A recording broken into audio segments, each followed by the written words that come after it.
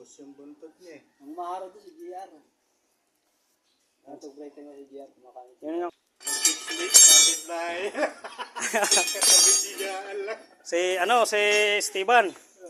Steven daw si Joseph. Si Joseph. Si Marquez. Sa mga ano rin yan eh. Sumasideline din yun, siyempre. Ang malupit si Teban. Right. Hindi mo napapansin pag gawa lalabas si Teban. Lalabas din yung babae. Maring uwi sa Ay, oo. Ano pala Yung hotel ni Teba yun. Nalabas sa hotel. Yung nga ang mahirap kasi, construction, andyan na lahat mga, hindi naman sa pag-ano kasi, nakikita naman talaga eh.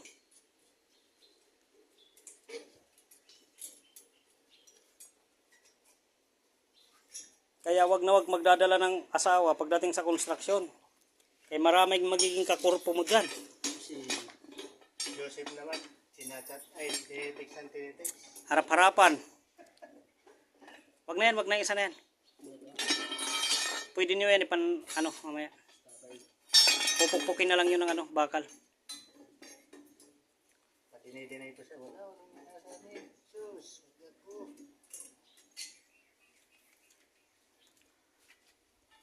Sa dami ko na encounter mga ganun, nagdadala ng asawa. Asawa ni Alan. Kaso mukhang wala mag-i-interest kaya parang hindi naliligo eh.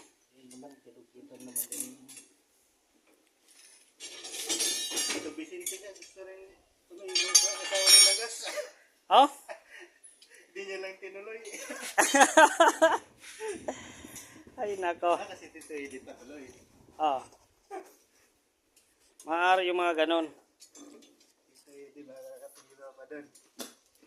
Baka si GR. Kasi yun ang magkasama eh. Salisihan muna sila gas.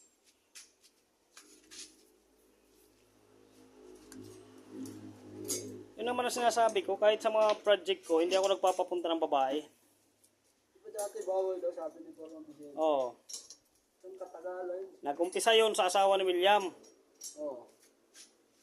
Kasi nagkantin-kantinan kunyari. Kaya gumaya tuloy, di ba? Yun naman ang inaano ko. Sa mga project ko, never ako nagpasama ng babae. Kasi alam ko na mangyayari. Talaga.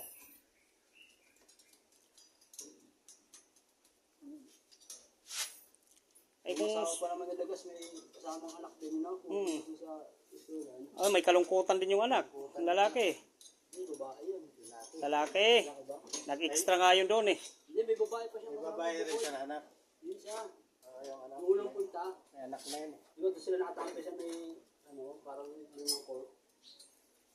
Yun yung nanghingi kay yung insulin, Lagas. Yun nga ang pinakakawawa. Tayong mga construction worker, nagpapakahirap. Nag-uulam. Tinanong yung bata. Trabaho ng tatay mo? Hindi, hindi yung construction worker. Ano lang yun, pintor. At hindi construction worker. Kaya niya doon? Yabang niya, hindi naman construction worker tatay ko eh. Pintor yun eh. Yun ang pinakamasakit na kasi. May kalungkutan kasi. Iba talaga yung may kalungkutan sa malulungkutin. Trip si dito hindi doon eh. Bata doon eh.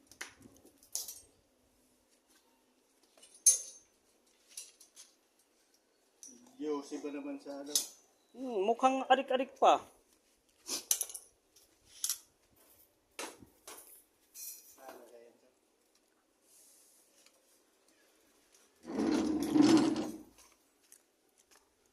Boss, nagpaalam kayo dyan? May gagamitin pa kasi namin yung malalaki. Ito pwede nyo kunin ito. Ito pwede nyo lang kunin ito. Pero tirahan mo lang kami ng itong matitino. Hindi ko kunin. Pero pwede mo lang kunin yung iba. Yung mga 2x ito, iwanan mo kami. Kasi may gagamitan kami. Oo. Naibibinta nyo yan, di ba? Naibibinta tong mga to eh. O mas maganda kung mapapakinabangan. Dalhin nyo na. Ayan. Oo. Saan iba na kumagat to? Hindi, ilang piraso lang naman. Hindi ko naman kailangan marami. Yeah. Kasi gagawin ko lang pamporma.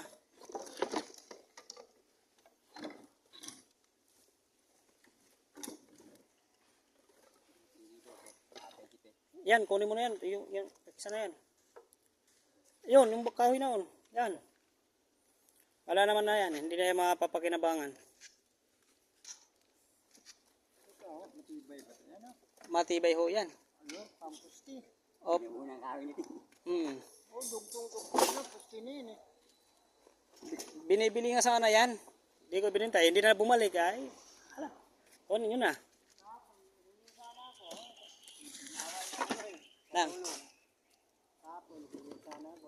Ibinawal daw? Oo. Sabi niya, pagalitan kami ni Kuya Dan. Ay, kilala ko man. Sabi Yugan.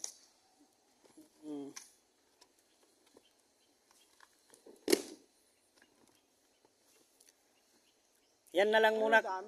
Yan na lang muna kuya, kunin mo. Ito na lang muna. Yan, sawa mo. Ito wag lang muna kay may paggagamitan ako diyan sa mga ano. Tulungan kita. Tagal ka, boss. Ha? Tagal ko.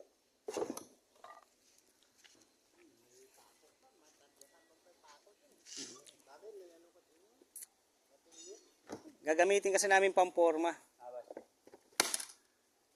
Ito na kukunin ko, boss. Pwede nga, wag lang muna sana kay baka magamit ko 'to eh. Itong 2x3.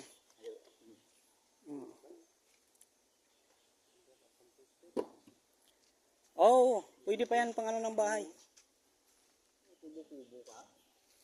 Ay, opo. Pwede. Oh, tama lang muna yan kaya baka. Sige, thank you. Mga ilang araw, pwede ka balikan pag gamit ko na.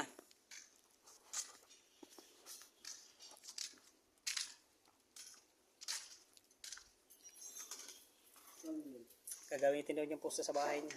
Pwede naman.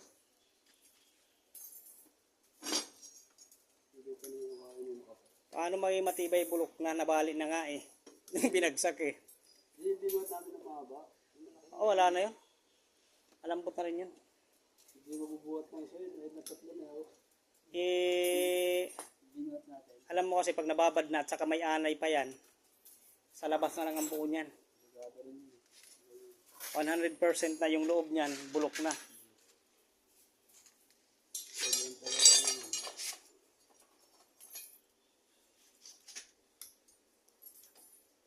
Kailangan tapusin natin ito ngayon, itong parilya na to. Bukas ang umaga, layout, buhos tayo tanghali.